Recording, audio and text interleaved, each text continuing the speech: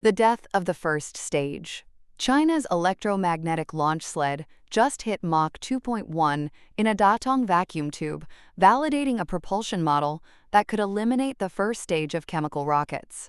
A standard orbital vehicle is roughly 85% propellant by mass, with most of that energy wasted fighting atmospheric drag and gravity in the first 40 kilometers. By accelerating a payload to supersonic speeds inside a low-pressure ground tunnel, the system offloads the heaviest part of the mission to a fixed electrical grid. This is not about the wonder of flight, it is about the raw math of mass fractions and energy density.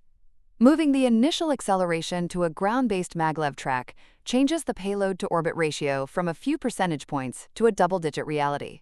But the efficiency gains on the track are immediately challenged by the transition to the open sky. The Aerodynamic Wall. The engineering bottleneck isn't the maglev speed, but the exit interface. When a sled traveling at 500 km per hour leaves a vacuum tube and hits the ambient atmosphere, it encounters a pressure spike equivalent to hitting a concrete wall. To survive this, CASIC is testing a plasma-actuated airflow system designed to pre-ionize the air at the tunnel's exit, reducing the sudden drag coefficient. This isn't a smooth ascent, it is a violent, high-velocity atmospheric penetration.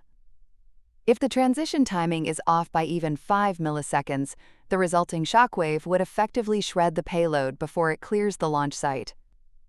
The current test data from June 2026 suggests they have finally stabilized the thermal loads on the sled's leading edge during this transition. The cargo constraint.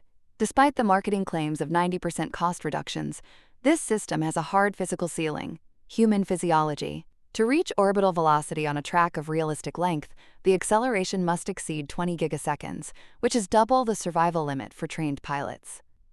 This makes the vacuum tube maglev a specialized tool for hardened bulk cargo only.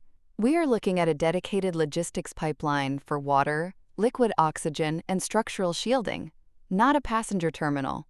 Furthermore, the power demand for a single launch pulse requires a capacitor farm capable of discharging gigawatts in seconds, a massive infrastructure footprint that launch providers often leave out of their cost per kilogram projections.